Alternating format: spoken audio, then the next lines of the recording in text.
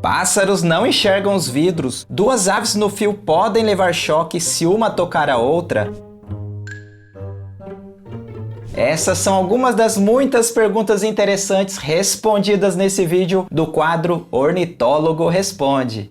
Já começo aqui com a pergunta do Felipe Dornas. Como os beija-flores são atraídos pelos bebedouros? Eles são atraídos pelas cores das flores falsas, como o amarelo, o vermelho, o laranja, cores que chamam a atenção dessas aves. Mesmo que você more na cidade, vez ou outra tem algum beija-flor de passagem por aí. Quando um beija-flor encontra objetos com essas cores que se parecem com flores, eles dão uma conferida e se tem um líquido doce similar ao néctar, aí conquista de vez a ave. E uma vez que descobre o bebedouro, ele memoriza sua localização e retorna frequentemente, pois a solução representa uma fonte de energia altamente atraente para essas aves que necessitam constantemente para sustentar o metabolismo acelerado. Pergunta aqui do Magnus. Olha, William, tenho 8 anos e sou membro do canal. Opa, coisa boa, hein? Existe diferença entre garça e cegonha ou são a mesma ave? Então, Magnus, são grupos de aves diferentes, de famílias diferentes. As garças são aves da família Ardeidae, enquanto que as cegonhas são da família Ciconidae. Apesar da aparência semelhante, ambas adaptadas à captura de presas em ambientes aquáticos, pensa aí, Magnus, na garça branca, que é bem comum aqui no Brasil, e compare ela a um tuiuiu, que é um tipo de cegonha. O tuiuiu é enorme, possui um bico forte e robusto, adaptado para capturar diversos tipos de presas. Já as garças, se você olhar bem, elas têm um bico bem mais fino, um corpo bem mais esguio e tal. São aves bem mais delicadas, digamos assim. Mas como disse, são grupos de aves diferentes, de famílias diferentes. Antônio Lima pergunta, existe alguma espécie predadora do falcão peregrino? Com certeza, mesmo que o falcão peregrino seja um grande predador, um predador bem veloz inclusive, se ele der bobeira, ele vira presa de aves de rapinas maiores. Na América do Norte é comum casos de falcões peregrinos sendo predados por jacurutus durante a noite, ou falcões jovens sendo predados por águias e gaviões. Rodrigo Lima, por que chamamos de águia chilena e o outro de gavião de rabo branco se os dois são geranoetos, do gênero geranoetos? Uma excelente pergunta, Rodrigo. Não é a primeira vez que eu vejo essa pergunta por aqui. Mas isso acontece porque os nomes populares não têm nenhuma relação com a nomenclatura científica. Apesar de ambas as aves pertencerem ao mesmo gênero, Geranoetus melanoleucos, que é o que chamamos de águia chilena, águia serrana, é popularmente chamada de águia devido ao seu grande porte e a aparência imponente, enquanto que a outra espécie tem a aparência e comportamento que se assemelha mais às aves que chamamos de gaviões. É uma espécie menor, menos imponente e tal. Agora, o que define ser uma águia, um gavião ou mesmo um falcão, eu tenho um vídeo bem detalhado aqui no canal explicando esse assunto. Só clicar aqui nesse card aqui depois, tá bom? Pergunta aqui do Léo Liguori.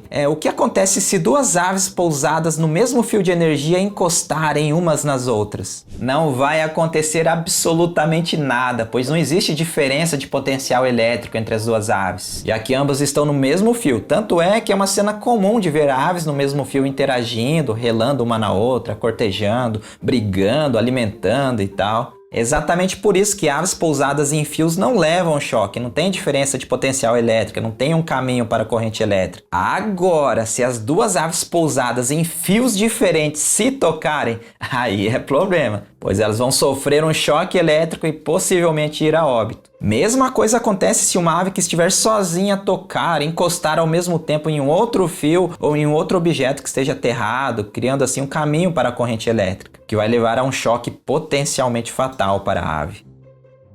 Pergunta do Atos Maneiro. William, por que você não faz vídeos sobre as aves de fora do Brasil? Eu quero saber sobre as outras espécies também. Bom, então, Atos, é que o foco aqui do Planeta Aves são as aves brasileiras, pois existe pouco material em português sobre as nossas aves. Mas, de vez em quando, eu falo de aves de fora do Brasil também, tá? Já fiz vídeos do condor dos Andes, do kiwi, de aves venenosas, entre outros. Depois dá uma procurada aí. Sempre que possível, sempre que eu tiver material, eu vou estar falando das aves de fora do país também, tá bom?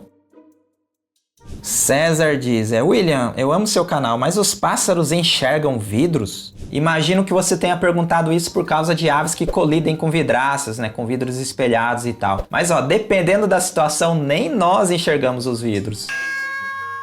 A verdade é que as aves em geral têm uma visão muito melhor que a nossa, sendo capazes inclusive de até enxergar o espectro ultravioleta. O problema surge com os vidros espelhados ou mesmo os vidros comuns que, sob certas condições de luz, acabam refletindo o ambiente ao redor, como céu, árvores ou paisagens, enganando as aves e fazendo com que o local pareça uma continuação da paisagem. Como resultado, as aves podem voar em direção ao vidro pensando que estão seguindo para a paisagem, resultando em colisões. E dependendo da velocidade que a ave estiver voando, a colisão pode ser fatal. Inclusive, colisões de aves em vidro são muito comuns e é uma causa significativa de mortes de aves em ambientes urbanos. Mas existem soluções que podem ajudar a diminuir esse problema, como o uso de adesivos ou telas nas janelas. E até onde eu sei, existem alguns adesivos com bolinhas bem pequenininhas e espaçadas que têm se mostrado bastante eficientes na prevenção de colisões de passarinhos. E é bem fácil de encontrar por aí.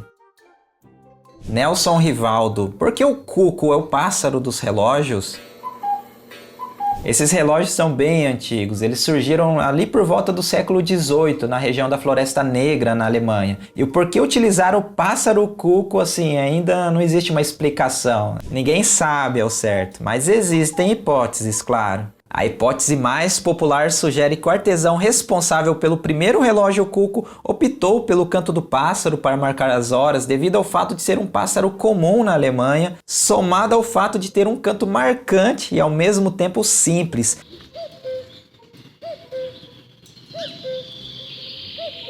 O que facilitava a replicação mecânica nos relógios daquela época.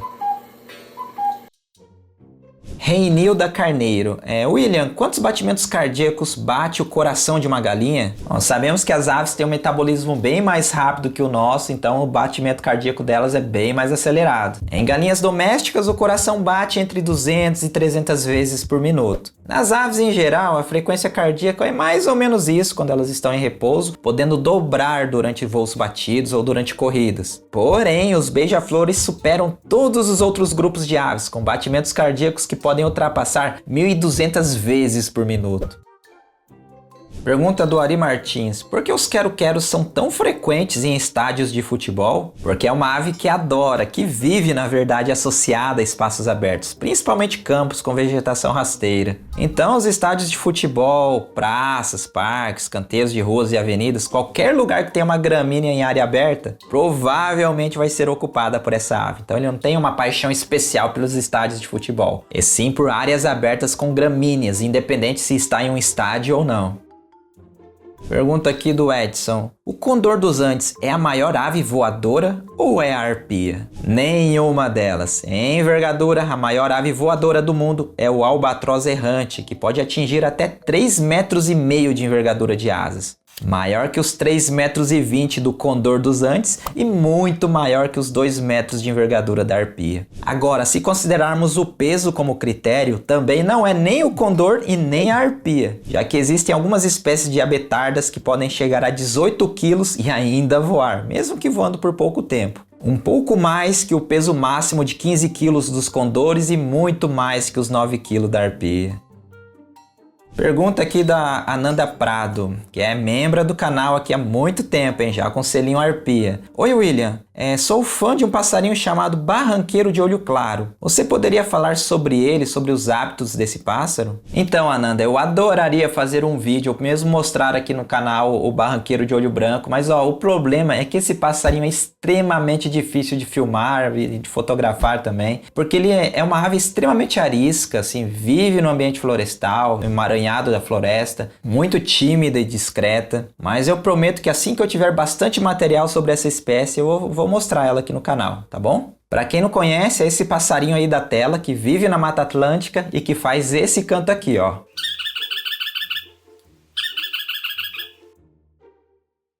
João Gabriel: as aves escolhem por idade, tipo uma fêmea querendo um macho da mesma idade? Eu entendi a sua pergunta, mas isso não acontece não. A escolha do parceiro pela fêmea é influenciada por uma série de fatores, que vão desde características físicas e comportamentos de cortejo, até habilidades diversas e outras qualidades que refletem a experiência e o vigor genético do macho. E embora o macho mais velho possa ser experiente em uma série de habilidades desejadas pelas fêmeas, isso, assim, em comparação aos outros machos, né? Isso não é uma regra. Luiz Felipe. Estava navegando pelo aplicativo Merlin e me deparei com um passarinho chamado Felipe e queria saber o motivo desse nome. Então, Luiz Felipe, esse passarinho aí, o Myophobos fasciatus, que é chamado popularmente de Felipe, esse nome, até onde eu sei, é de origem onomatopeica. Ele tem uma vocalização curta que soa para nós como um Felipe. Assim, o som dele parece dizer Felipe. Mas eu confesso que precisa de um pouquinho de criatividade para ouvir Felipe no canto dessa ave. Pergunta aqui do Cícero Maciel. Por que existem tantos passarinhos com João no nome popular? Realmente, hein? Existem vários Joãos aí.